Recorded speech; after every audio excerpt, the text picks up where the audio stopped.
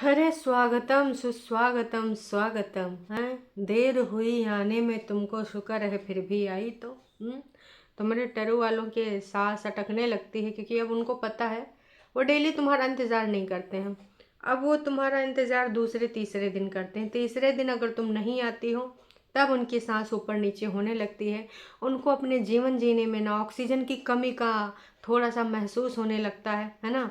और फिर अगर तुम चौथे दिन ना हो तो फिर वो आईसीयू में ही तुम्हें मिलते हैं।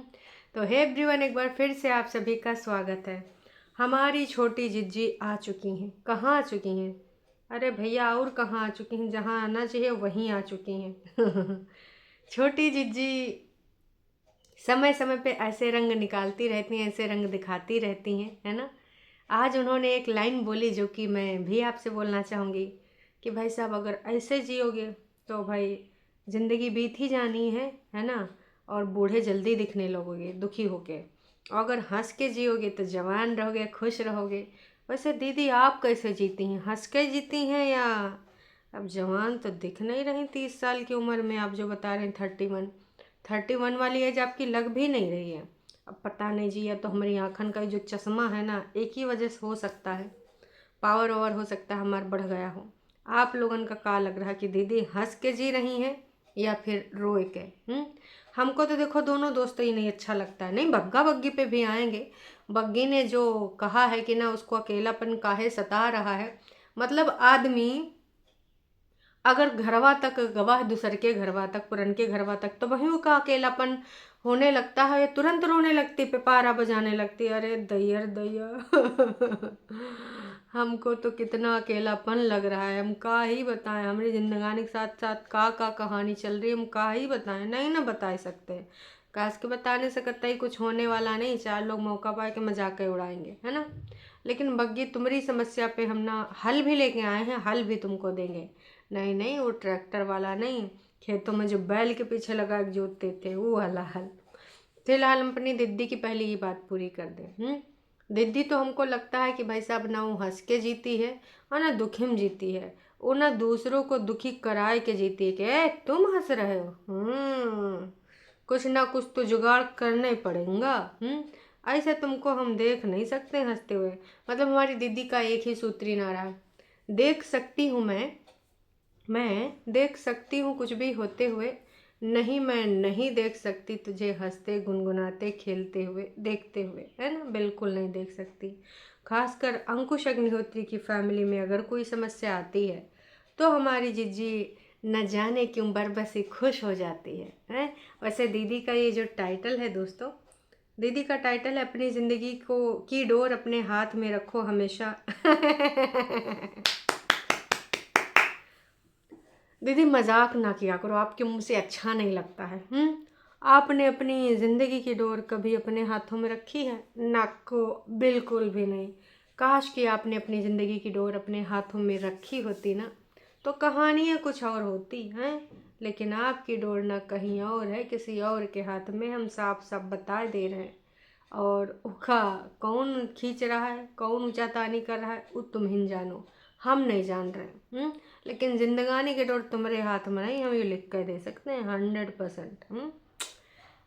तुम्हारा डिसीजन हर कोई दूसरा आदमी लेता है। तुम अपनी ज़िंदगी के डिसीजन नहीं ले सकती, यही सच्चाई है। डिसीजन लेने के लिए ना तुमको सोचना पड़ता है, और जब तुम सोचती हो दूसरा कहता है नास बेटी, तूने एक बार अपनी ज़िंदगी ख़राब करी है, दो दो बार करी है, तो डिसीजन लेगी, चल बैठ इधर। तेरी ज़िंदगी का डिसीजन तो हम ही लेंगे, क्योंकि तू डिसीजन लेती है तो टट्टी करती है, हम लेंगे तो बिल्कुल सही रास्ता दिखाएंगे। जी हाँ, ये टाइटल तुम पर बिल्कुल भी सूट नहीं करता है, ये मान लो मेरी बात को। मैंने क्यों उनको ब्लॉक किया? अच्छा, मैंने क्यों उनको ब्लॉक किया? एक बता रही है कि हमको फ़ोन पे बोला किसी ने कि भाई साहब उनसे दूरी रख लो, एक कह रही मैंने उनको क्यों ब्लॉक किया। पूरा अब जाके टाइटल हुआ है। मतलब भाई साहब, इन सब का तो कमाल है, धोती फाड़ के रुमाल है। कहाँ चाह रहे हो तुम लोग जीवन से? दूसरों को इतना ज़्यादा काहे द्रवित कर रहे हो? दूसरों को काहे इतना ज़्यादा टॉर्चर कर रहे हो? मतलब दिनों दिन तुम्हारी सब बढ़ते जा रहा है, और हम भी थक चुके हैं यार तुम्हारी नौटंकी ड्रामा से। फिलहाल दीदी अपनी बहन की तरह आ गई हैं आज एक नई कहानी लेके। कि देखो इस तरीके से बोलेंगे ना कुछ तो लोग आ ही जाएंगे। वैसे बग्गा आगे निकला जा रहा है और दीदी हमारी कतई होने नहीं दे सकती है। विगत दिनों में जो दीदी ने 3-3 4-4 दिनों का गैप लिया है, उसकी वजह से 37,000, 30,000, 28,000, 18,000, 31,000, मतलब अभी भी तीनों भाई बहनों में टॉप पे हमारी दीदी ही है। हालांकि बग्गा ने बग्गी के साथ मिलकर छलांग मारी है, लेकिन वहाँ तक नहीं पहुँच पा रहा है, क्योंकि हमारी दीदी की छलांग बहुत इंटरेस्टेड है बहुत सारे लोग जानने में कि अच्छा काऊ चल रहा है, काऊ कर रही, काऊ उत्पात मचा रही, काऊ कैसे ससुराल जनी वालों को, जो कागजी ससुराल जन है उनको कैसे परेशान कर रही, कैसे उनका जीना हराम कर रही। समय समय पे वो लोग आ जाते हैं देखने। तो ऐसे ही है हमारी दीदी। हमारी दीदी फिर तैयार होती है और तैयार होने के बाद हमारी दीदी कहाँ जाती है, पहले दीदी थोड़ा आईब्रो पेंसिल भी लगाती है, थोड़ा लिप ग्लास था या फिर लिपस्टिक थी लगाती है, और वही के बाद हमारी दीदी कहती है हमार हो गया है डन, बन गवा हमारी खोपड़ियम बन है। और फिर हमारी जीजी कहती है हमको कहीं जाना है, एक ज़रूरी काम छोटी सी जगह पे। तो हम सोचे कि जा रही होगी ग्रोसरी खरीदने, कहा कि इनकी सबकी क्या कहानी है कि भाई साहब एक एक 2-2 किलो जो सामान आता है दूसरे तीसरे ख़त्म हो जाता है, और सामान का सामान ले आते हैं, कंटेंट का कंटेंट बन जाता है। तो हमें तो यही लगा था, लेकिन फिर हमने देखा कि हमारी दीदी, जैसे कि बग्गा के वीडियो में देखा था, बग्गा भी गया था अपनी वीडियो में। बग्गा अपनी वीडियो में बता रहा था कि परेतिन बहुत लो फील कर रही थी, उसको अच्छा नहीं लग रहा था। तो मैंने परेतिन से कहा कि चल तुझे लेकर चलते हैं उस वाले पुराने घर में, वहाँ यादें ताज़ा कर ले। और यहाँ पर दीदी इतना हंसी खुशी वाली बातें बोल रही थी, पॉजिटिविटी के नाटक ड्रामे कर रही थी कि भाई पॉजिटिविटी पॉजिटिविटी ये सारी चीज़ें चलने वाली हैं। लेकिन थोड़ी ही देर बाद में वहाँ बग्गे में जो देखा तो वहाँ पर कुछ और ही सीन चला, क्योंकि बग्गे को कहना ये था कि ये बहुत लो फील कर रही थी, इसलिए इसको अच्छा फील कराने के लिए हम यहाँ पर लेकर आए। तो भाई या तो तुम झूठ बोल रही हो और या तो बग्गा झूठ बोल रहा है। बग्गा कह रहा था कि वो घर में अच्छा फील नहीं कर रही थी, तो मैंने कहा चल तुझे घुमा ला रहे हैं। और बग्गी इतने में बग्गी का हो गया कांड। बग्गी इतने देर में रोए धोए के अपना वो सारा कुछ परेशान होके बैठ गई। तो बोल रही थी कि हम बता नहीं सकते हैं क्यों रोए हैं, लेकिन चलो हम बताएंगे, नहीं तो तुम लोग समझोगे नहीं जानोगे, क्योंकि आखिरकार बताना तो है ही है। फिर भाई बग्गी ने भी बताया कि आखिरकार ऐसा क्या हुआ है, कि भाई इन्होंने उनको लेकर, जो दीदी है भाई, लेकिन जो दीदी उस घर में पहुंची, यहाँ पे मम्मी की पेटी हुआ करती थी, यहाँ दादी की पेटी, मम्मी वहाँ ऊपर चूल्हे में खाना बनाती थी, यहाँ हम कॉपी किताब रखते थे, यहाँ हम सोते थे, यहाँ हम रोते थे, यहाँ लड़ाइयाँ करते थे, यहाँ चुंडियाँ नोचते थे। हमने एक बार फिर से 565वीं बार इसको सुना। ना जाने कितनी बार इनके जो घर के तीनों ब्लॉगर हैं समय समय पे उसी जगह जाते हैं और अपनी बचपन की यादों में हमें तैराते हुए ले जाते हैं। चलो अच्छी चीज़ है, अगर आप अपनी जड़ों से हमें मिलाते हो और हम आपके सब्सक्राइबर हैं तो हम देखने पहुंच जाते हैं कि हाँ ऐसा ऐसा ऐसा। लेकिन रोज़ 365 दिन, मतलब उसमें आप कम से कम 5-6 बार आप उस घर में जाते ही जाते हो और हमें साथ में लेके जाते हो। अब तो हमें भी रच बच गवा है कि कहाँ दादी की पेटी हुआ करती थी, तुम कहाँ कॉपी किताबें रखते थे, कहाँ तुम लड़ाई झगड़ा करते थे हैं। और तीनों मिलकर अक्सर इन यादों को ताज़ा किया करते हैं, आपस में भी कह रही थी कि ना हम तीनों जब मिलते हैं तो आपस में ये सारी बातें किया करते हैं। वाह जी वाह। बग्गा झूठ में सिंपैथी दिला रहा था, कहीं से भी दुखी नहीं लग रही थी, है ना ही कुछ ऐसा लग रहा था कि भाई बेचारी पीड़ित है ना, को बिल्कुल। ये तो ना खुद पीड़ित कर देती है अच्छे अच्छे लोगों को। दूसरी चीज़ उधर बग्गी बग्गी कह रही थी कि भाई मुझे 2 ही लोगों की ज़्यादा ज़रूरत है पूरी ज़िंदगी में, सास ननद का बिल्कुल नाम नहीं लेती है, जो कि सच है तो सच है, सच बोल दो, कोई बात नहीं, उसमें कोई बुराई नहीं है, उसमें हम तुमको प्रेषित नहीं करेंगे झूठ है मैं इनका सबका नाम लो, ऑलरेडी तुम बहुत चमचागिरी कर चुकी हो। तो इसका कहना है ये चाहती है कि इसके मम्मी पापा साथ में हो और उनकी सेवा वो यहाँ पे हो, लेकिन वो इधर रहते नहीं है, और साथ में ये भी चाहती है कि ये भी साथ में हो। मतलब बग्गा एक पल के लिए भी अगर बग्गी से जुदा हो जाता है तो उसके अंदर एकदम से बेचैनी होने लगती है, एकदम से रोने लगती है। तो बग्गी कह रही थी ये कैसे होगा, मैंने मासी से पूछा, फलाने से पूछा, ढमकाने से पूछा, किसी ने कहा कि प्रवचन सुनो, किसी ने कहा कि भजन सुनो, किसी ने कहा कि मूवी देखो। मैं तुमसे बस एक ही चीज़ कहना चाहूँगी, तुमको मौसी कह दें, नानी कह दें, मम्मी कह दें, कोई भी कह दें, गांव वाले कह दें, फलाने कह दें, दीदी की दीदी कह दें, नहीं हो सकता जब तक तुम खुद पे कंट्रोल नहीं करोगी। ऐसी कौन सी चीज़ है जिसकी वजह से तुम्हारे मन में ये बार बार आता है कि वो दूर हो गया, दूरी हो गई। अब इंसान यार अभी नौकरी वोकरी करता होता तो का नौकरी करने ना जाता, तो तुम्हारा यही शुरू हो जाता है। अभी वो घर में है, चलो नौकरी वोकरी कुछ करता नहीं है, सिर्फ कार्ड पे ही था गवर्नमेंट कॉन्ट्रैक्टर।